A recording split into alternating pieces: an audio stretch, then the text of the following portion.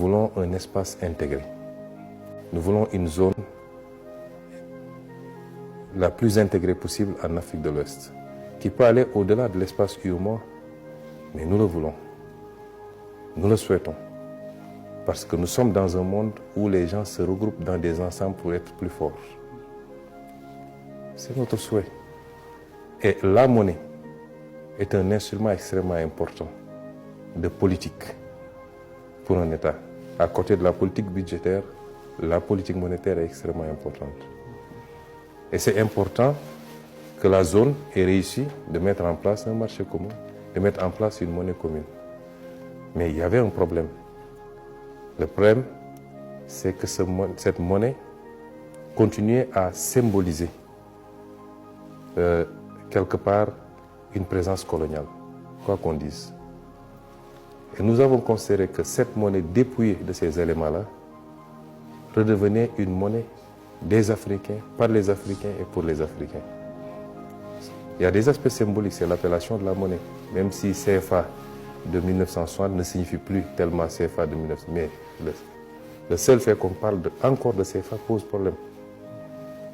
Ça, c'est un élément. Mais ça, c'est les aspects les moins importants. C'est symbolique. Après, la monnaie est un instrument, comme je l'ai dit, de politique publique.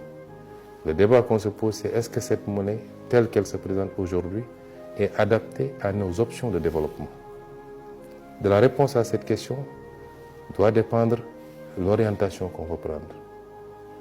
La monnaie CFA, arrimée à l'euro et à la zone euro, semble être une monnaie trop forte pour nos économies, qui nous restreint à être des pays importateurs qui consomment ce qui est produit ailleurs, mais qui ne nous rend pas très compétitifs quand on veut inverser la tendance. Or, la logique dans nos pays, c'est d'aller vers une politique de substitution des imports. C'est entre autres un des griefs économiques, il y en a beaucoup d'autres, notamment le manque de flexibilité et beaucoup d'autres aspects.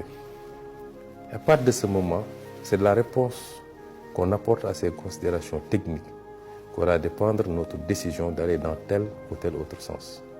Et nous avions dit, depuis mes écrits, mon livre de 2018, quand je devais être candidat à l'élection présidentielle, jusqu'au programme du président Bassirou Diomaye de 2024, nous sommes restés constants.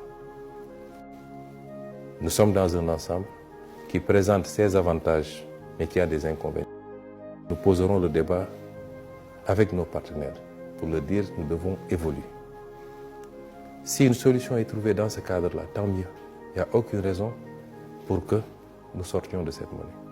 Mais si ce n'est pas le cas, nous assumerons notre responsabilité. Et nous sommes toujours dans cette logique. Quand nous sommes arrivés, la BCEAO, qui est l'institution